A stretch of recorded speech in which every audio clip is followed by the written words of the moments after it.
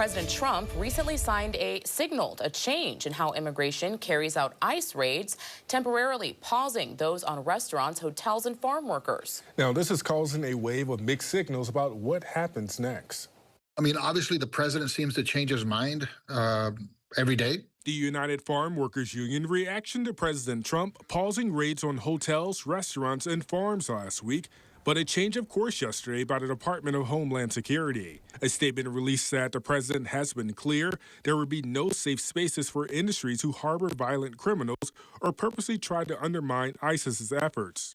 I mean, the biggest thing, especially for upstate New York, is that, people are thinking this is just impacting them. This will impact you as a consumer. The union believes raids targeting farm workers could impact local produce production and products in stores. I think people who have been here and are following the process and doing everything according to the rule of law should not suddenly have those rules changed and suddenly be ostracized or deported. Prior to the reversal or mixed signals sent by the administration, Democratic Congressman Joe Morelli supported the move by President Trump to pause raids in certain industries. Morelli doesn't believe ICE should target people with legal status unless they're criminals. Now, there are people who are here under different circumstances, and ICE ought to be very careful about going after those people, particularly those who have been violent.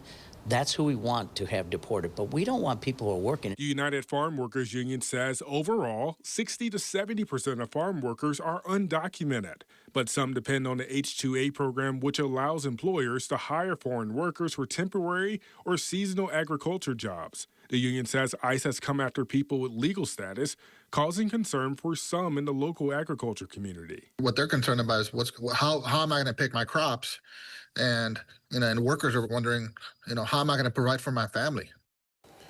The United Farm Workers Union believes the correct fix is passing comprehensive immigration reform.